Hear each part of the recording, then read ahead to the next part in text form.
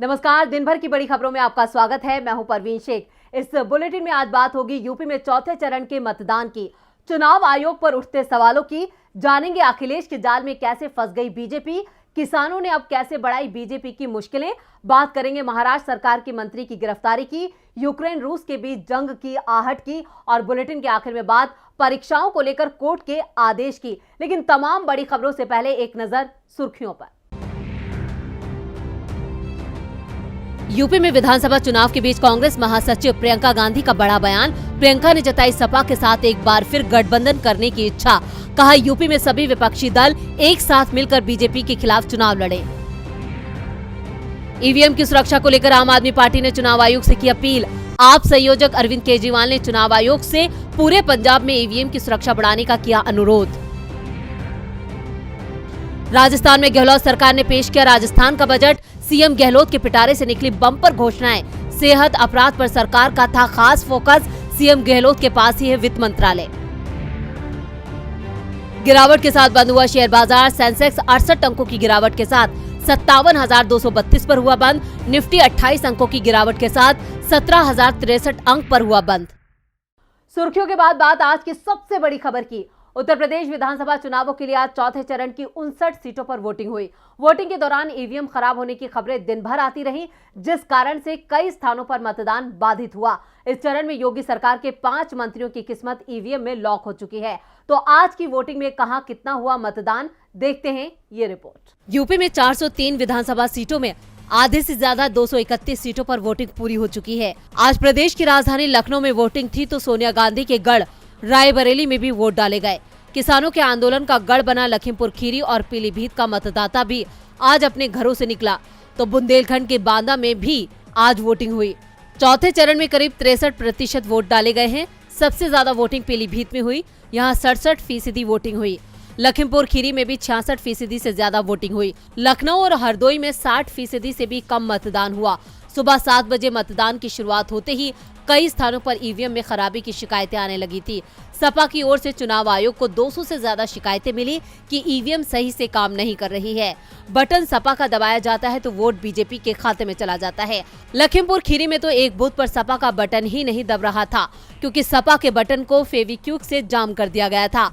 यहाँ एक बूथ पर मॉक पोल के दौरान कोई भी बटन दबाने पर बीजेपी को वोट जाता दिख रहा था। शिकायत होने पर ईवीएम को बदल दिया गया। इस बीच कई मतदाताओं का नाम वोटिंग लिस्ट में न होने के चलते वो अपना वोट नहीं डाल पाए। राजधानी लखनऊ में इस तरह की कई शिकायतें मिली। मशहूर शायर मुनव्वर राणा भी इसी के चलते वोटिंग नहीं कर पाए। राणा लखनऊ के कैंट विधानसभा के वोटर हैं। उन्होंने योगी सरकार पर गुस्सा निकालते हुए कहा कि जब तक ये हार का मुंह नहीं देखेंगे तब तक इन लोगों को समझ नहीं आएगा। राणा वोट न होने के चलते वोटिंग नहीं कर पाए तो कई बूथों पर मतदाताओं ने वोटिंग का बहिष्कार कर दिया। उन्नाव की कई विधानसभाओं में बिजली पानी की समस्या को लेकर मलझा, मिर्जापुर, अजिया गांव और पैगंबरपुर गांव में वोटिंग का बहिष्कार किया गया। बाद में प्रशासन के समझाने के बाद कुछ लोग वोटिंग को तैयार हो गए। पीलीभीत और लखीमपुर खीरी में सबसे ज्यादा मतदान क्या किसानों के गुस्से की ओर इशारा कर रहा है? क्योंकि जिन 9 जिलों में आज वोट डाले गए उनमें लखीमपुर खीरी और पीलीभीत में ही किसान आंदोलन का सबसे ज्यादा जोर था। लेकिन क्या सिर्फ किसानों के गुस्से से ही बीजेपी को रोका जा सकता है? क्योंकि इस समय जो वीडियो वायरल हो रहे हैं वो कुछ और ही कहानी कह रहे हैं। कांग्रेस नेता हरीश रावत ने तो चुनाव आयोग पर सवाल उठा दिया है। शट डाल दो, दे दो और भात खाओ, आराम करो थोड़ी देर। जाना भी है अभी, जाना भी है। अच्छा एक बार टिक टिक मारो सब में, शायद बात तो करेंगे। तो ठीक है भाई, ये भी तो नहीं बनना है। ना वो कुछ नहीं बनना है, उसमें कुछ उसमें मुझे जैसे ऐसे ऐसे पलट दो इसको। अभी शो साहब भी आते हैं अचानक से कि बोटिंग चल रही है, रिपोर्ट लगी है आप लोगों की, तो उसको ऐसे पलट दो। नाम भी देखना है, पकवाड़ के लिए बना सकते हैं।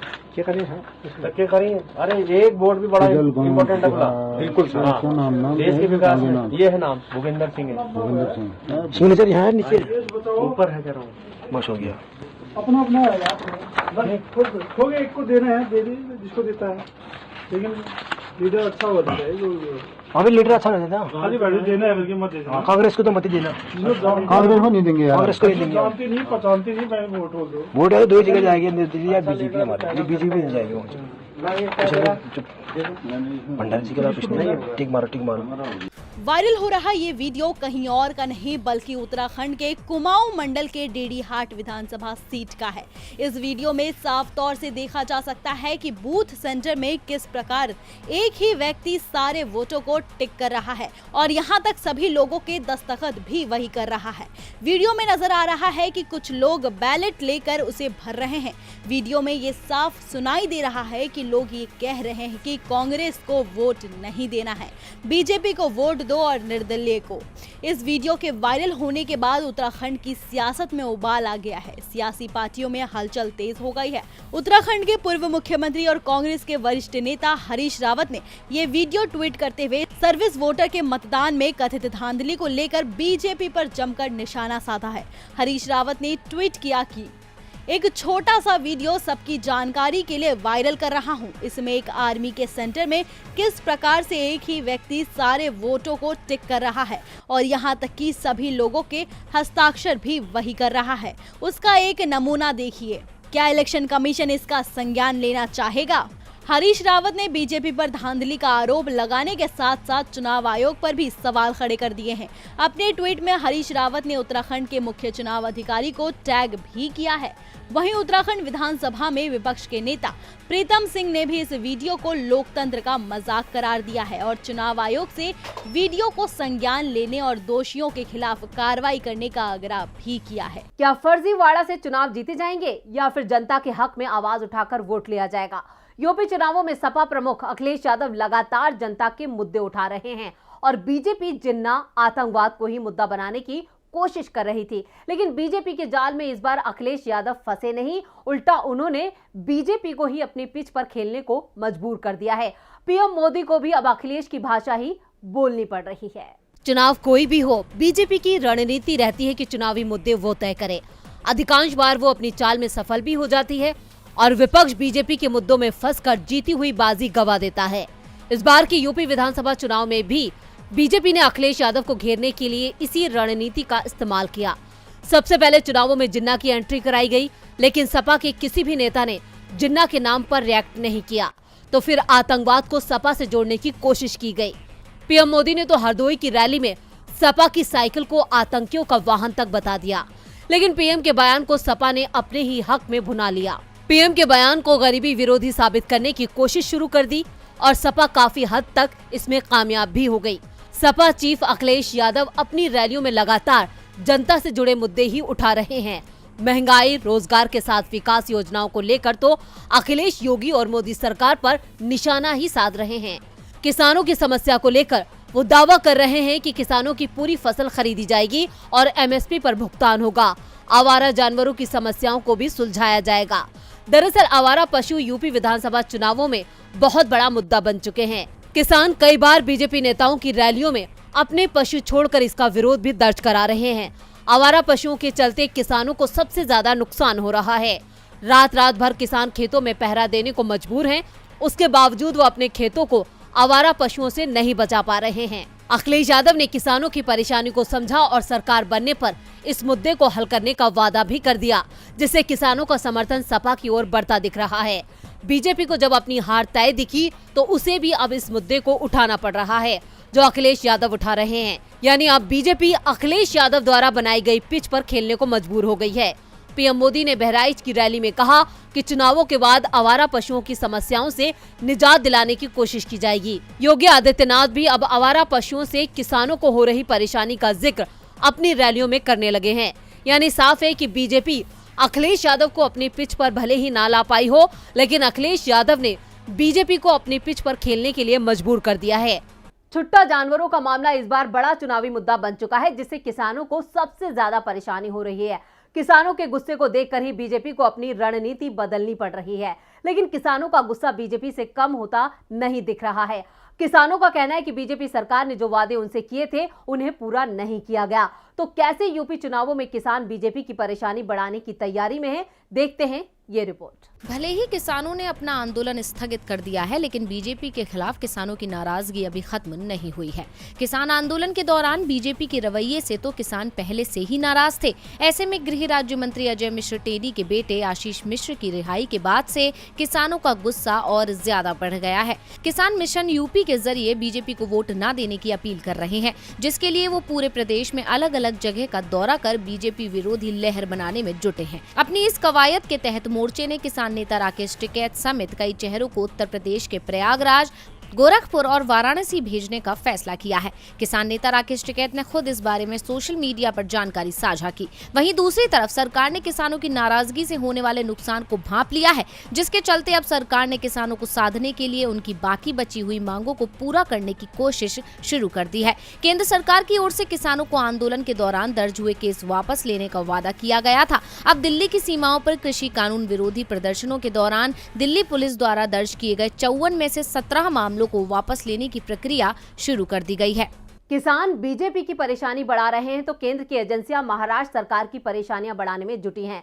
महाराष्ट्र की महाविकास आघाड़ी सरकार के मंत्री नवाब मलिक को आज ईडी ने गिरफ्तार कर लिया। उन पर मनी लॉन्ड्रिंग का आरोप है। मलिक की गिरफ्तारी से महाराष्ट्र की राजनीति में हलचल मच गई है। बीजेपी ने मलिक से इस्तीफा मांगा है तो एनडीए सरकार में उनकी गिरफ्तारी को केंद्र की साजिश बताया है। यूपी में जहां एक तरफ चौथे दौर का मतदान चल रहा था, तो वहीं महाराष्ट्र की राजनीति में एक अलग ही खेल हो रहा था। महाराष्ट्र सरकार में कैबिनेट मंत्री और एनसीपी नेता नवाब मलिक को ईडी ने कार्रवाई करते हुए गिरफ्तार कर लिया है। ईडी ने सुबह करीब 7 बजे मलिक के घर पर छापा मारा और उन्हें पूछताछ के लिए अपने साथ ले गई। खबरों की माने तो ईडी ने ये गिरफ्तारी मनी लॉन्ड्रिंग और अंडरवर्ल्ड कनेक्शन मामले में की है, लेकिन इस गिरफ्तारी के बाद राज्य में सियासी पारा और चढ़ गया है। ईडी की इस गिरफ्तारी पर शिवसेना सांसद संजय राउत ने बीजेपी पर निशाना साधा है। ईडी की इस गिरफ्तारी पर शिवसेना नेता संजय राउत ने बीजेपी पर निशाना साधा है। उन्होंने बीजेपी को चेतावनी तक दे डाली। संजय राउत ने कहा कि नवाब मलिक एक वरिष्ठ नेता है और महाराष्ट्र के कैबिनेट मंत्री। ईडी जिस तरह से उन्हें घर से ले गई, वो महाराष्ट्र सरकार के लिए एक चुनौती है। हमारे राज्य में आकर एक मंत्री को केंद्रीय एजेंसियां ले जाती है। 2024 के बाद आपकी भी जांच होगी, इस बात का जरूर ध्यान रखें। नवाब मलिक पर कार्रवाई के बाद एनसीपी चीफ शरद पवार ने भी बीजेपी पर निशाना साधा है। उन्होंने कहा कि नवाब मलिक को केंद्र सरकार के खिलाफ बोलने की सजा मिल रही है। केंद्र एजेंसियों का गलत इस्तेमाल किया जा रहा है। नवाब मलिक की गिरफ्तारी के बाद महाराष्ट्र सरकार में मंत्री और महाराष्ट्र एनसीपी प्रमुख जयंत पाटिल भी भड़क गए हैं। उन्होंने कहा कि नवाब मलिक को बिना किसी पूर्व सूचना के पूछताछ के लिए ईडी कार्यालय ले जाया गया। उन्होंने पिछले कुछ दिनों में बीजेपी नेताओं का पर्दाफाश किया था, इसलिए अब बदला लिया जा रहा है। एनसीपी सांसद सुप्रिया सुले ने भी नवाब मलिक पर कार्रवाई की निंदा की है। बता दें कि ईडी ने दाऊद इब्राहिम के कनेक्शन और मनी लॉन्ड्रिंग मामले में नवाब मलिक को गिरफ्तार किया है। नवाब मलिक से आज सुबह पूछताछ हुई थी। गिरफ्तारी के बाद नवाब मलिक ने कहा कि मुझे गिरफ्तार कर लिया गया है और जांच के लिए जेजे अस्पताल ले जाया गया है। नवाब मलिक ने कहा कि मैं लड़ूंगा, डरूंगा नहीं। तो वहीं ईडी की दफ्तर के बाहर एनसीपी कार्यकर्ता प्रदर्शन करते हुए गिरफ्तारी के खिलाफ धरने पर बैठ गए हैं। केंद्र का बदला या कानूनी कार्रवाई, कई सवाल हैं, लेकिन इन सवालों के बीच नवाब मलिक मुश्किल में है। इसका असर महाराष्ट्र सरकार पर भी दिख रहा है, लेकिन जिस मामले का असर पूरी दुनिया पर पड़ रहा है वो है रूस यूक्रेन का विवाद, जो विश्व युद्ध का रूप भी ले सकता है। पुतिन की कार्रवाई के बाद दुनिया दो गुटों में बंटती नजर आ रही है। राष्ट्रपति पुतिन ने रूसी सुरक्षा परिषद की बैठक के बाद अचानक पूर्वी यूक्रेन के दोनेत्स्क और लुहांस्क को अलग देश के रूप में मान्यता देने का ऐलान कर दिया। पुतिन के इस ऐलान ने पूरी दुनिया में हलचल पैदा कर दी, जिसके बाद अमेरिका, ब्रिटेन और जापान सहित कई देशों ने रूस पर प्रतिबंध भी लगा दिए। हालांकि इसके बाद भी रूस ने अपने कदम पीछे नहीं खींचे हैं। बता दें कि पुतिन के ऐलान से परेशान हुए अमेरिका ने कहा कि रूस को पश्चिमी देशों से मिलने वाली आर्थिक सहायता आगे नहीं मिल सकेगी। राष्ट्रपति जो बाइडेन ने कहा कि हम रूस के दो बड़े वित्तीय संस्थानों बीईबी और सैन्य बैंक पर प्रतिबंध लागू कर रहे हैं। रूस के संप्रभु ऋण पर प्रतिबंध लगा रहे हैं। इसके अलावा बाइडेन ने रूस के शीर्ष राजनयिकों और उनके परिवार के सदस्यों पर भी प्रतिबंध लगाने का ऐलान किया है। ब्रिटेन ने भी रूस के 5 बैंकों और 3 अरबपतियों के खिलाफ पाबंदियों की घोषणा की है। ब्रिटिश प्रधानमंत्री ने कहा कि रूसी अरबपतियों की ब्रिटेन में संपत्ति फ्रीज की जा रही है, साथ ही उन्हें ब्रिटेन आने से भी रोका जाएगा। इसके अलावा जर्मनी ने भी रूस के साथ 9 नॉर्ड स्ट्रीम 2 गैस पाइपलाइन को शुरू करने की प्रक्रिया रोक दी है। बावजूद इसके रूस के तेवर नरम पड़ते नहीं दिख रहे हैं। समाचार एजेंसी राइटर्स के मुताबिक रूस की सेना के 100 से ज्यादा ट्रकों का काफिला यूक्रेन की सीमा की ओर जाते देखा गया है, जबकि रूसी राष्ट्रपति व्लादिमीर पुतिन का कहना है कि यूक्रेन में सेना भेजने को लेकर अभी निर्णय नहीं लिया गया है। वहीं दूसरी तरफ राष्ट्रपति बाइडेन ने साफ किया है कि वो नाटो बाल्टिक देश की मदद के लिए फोर्स भेज रहे हैं। ऐसे में अब तनाव तो बढ़ चुका है, अब इसका अंजाम कितना भयावह होगा ये देखने वाली बात होगी। और बुलेटिन के आखिर में बात परीक्षाओं की। कोरोना महामारी का असर देश के हर क्षेत्र पर पड़ा और छात्रों की पढ़ाई पर भी इसका संकट दिखाई दिया।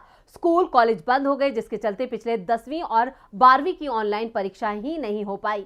लेकिन इस बार सीबीएसई ने परीक्षाओं की तैयारी कर ली है, जिसके खिलाफ याचिका सुप्रीम कोर्ट में लगाई गई। तो क्या है कोर्ट का फैसला, देखते हैं ये रिपोर्ट। कोरोना की वजह से केवल व्यापार और नौकरियां ही नहीं, शिक्षा भी बहुत प्रभावित हुई है। कोविड की पहली, दूसरी और तीसरी लहर का स्टूडेंट्स पर भी बुरा असर पड़ा है। 10वीं और 12वीं की परीक्षाओं में इस बार महामारी का काफी असर देखने को मिल रहा है। कोरोना काल में स्कूल कॉलेजों के बंद होने की वजह से केंद्र सरकार ने क्लास और परीक्षा दोनों ही ऑनलाइन करवाना शुरू कर दिया था। लेकिन अब कोरोना के कम होते मामलों को देखते हुए सरकार ने ऑफलाइन परीक्षा करवाने का आदेश दे दिया है। लेकिन लोग अभी भी अपने बच्चों को बाहर भेजने से डर रहे हैं, जिसकी वजह से वकील और बाल अधिकार कार्यकर्ता अनुभव सहाय श्रीवास्तव ने सुप्रीम कोर्ट में एक याचिका दायर की। याचिका में सभी राज्य बोर्ड, सीबीएसई और आईसीएसई की 10वीं और 12वीं की ऑफलाइन परीक्षा को रद्द करवाने की मांग की गई है। सुप्रीम कोर्ट में आज इस याचिका पर सुनवाई हुई। सुनवाई के दौरान पीठ ने याचिकाकर्ता को फटकार लगाई है कि ऐसी याचिकाओं पर सुनवाई करने से व्यवस्था में और अधिक भ्रम पैदा होता है। पिछली बार का फैसला आदर्श नहीं बन सकता। ऐसी याचिकाएं छात्रों को झूठी उम्मीद देती हैं और कंफ्यूजन पैदा करती हैं। वो ऐसी याचिकाओं से गुमराह होंगे। आपकी याचिका पर विचार करने का मतलब है कि और ज्यादा कंफ्यूजन पैदा करना। Justice A M Khanwilkar, Justice Dinesh Maheshwari और जस्टिस सीटी रविकुमार की बेंच ने कहा कि ये प्री मैच्योर याचिका है। अधिकारी पहले से ही तारीखों और अन्य व्यवस्थाओं को अंतिम रूप देने पर काम कर रहे हैं। अगर उन्हें अंतिम रूप देने के बाद कोई समस्या है तो पीड़ित पक्ष अधिकारियों से संपर्क कर सकते हैं। कोर्ट ने आगे कहा कि आपको जो कहना है अथॉरिटी को जाकर बताएं। ये गैर जिम्मेदाराना ढंग से जनहित याचिका का दुरुपयोग है। याचिकाकर्ता को फटकार लगाते हुए कोर्ट ने 10वीं 12वीं की बोर्ड परीक्षा को ऑनलाइन कराने से इनकार कर दिया है। सुनवाई में ऑफलाइन परीक्षाएं रद्द करने की याचिका सुप्रीम कोर्ट ने खारिज कर दी है। अब ऐसे में 10वीं 12वीं की परीक्षा ऑफलाइन ही कराई जाएगी। तो आज इस बुलेटिन में बस इतना ही। आप देखते रहिए डीबी लाइव। नमस्कार।